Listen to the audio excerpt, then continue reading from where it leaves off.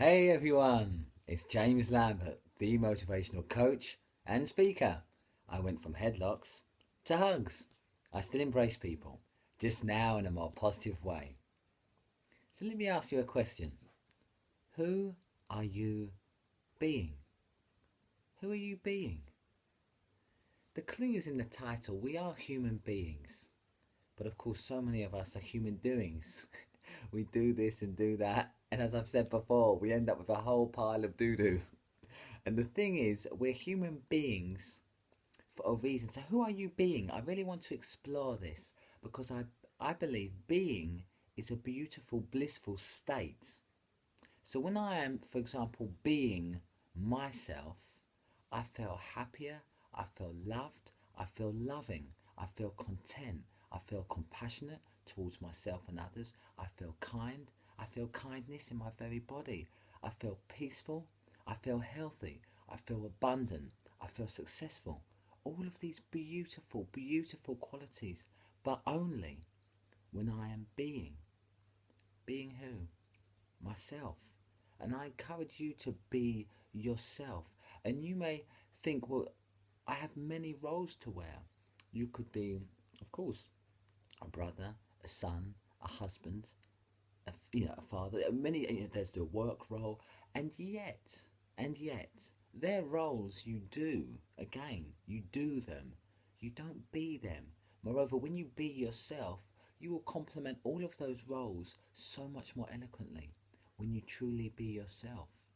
Now, yes, that doesn't mean you may not have to wear different hats. The way you act with your children is, of course, very different than you may do in a board meeting or with communicating with work friends, colleagues, or indeed your significant other, your partner. And yet, when you are truly yourself from the heart, when you are really you, there is no mask. You're just you, and it's beautiful. It's a very liberating, freeing feeling I found. So I encourage you to think, who are you being?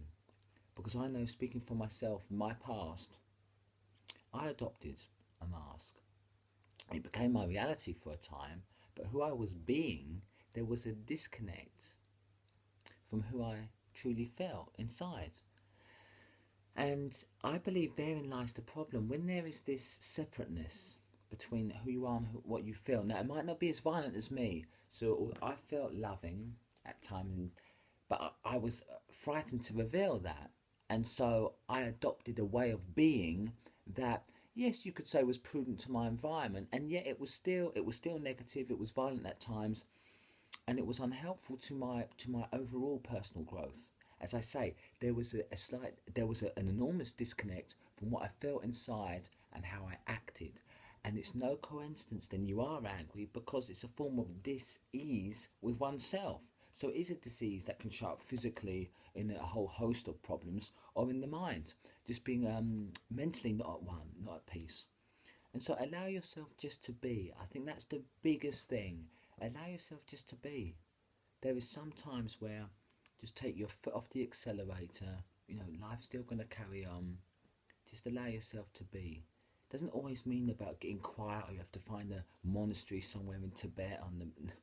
It's not about that.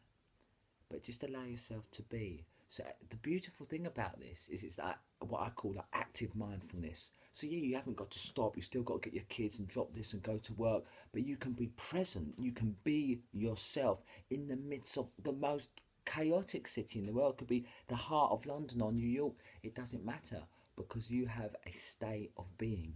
You know who you are. You accept that, and you just be.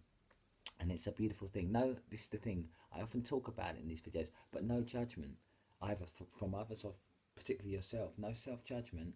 Allow yourself to be. So I'd love you to think about that, friends. Who are you being? Being is very important. And the more you just be, don't do, just be yourself. And I think you'll be actually pleasantly surprised at the beautiful results that can show up in all areas of one's life. So I'll leave you with that. I hope this video has been of tremendous value. Just be yourself. As always, you are unstoppable, and I believe in you.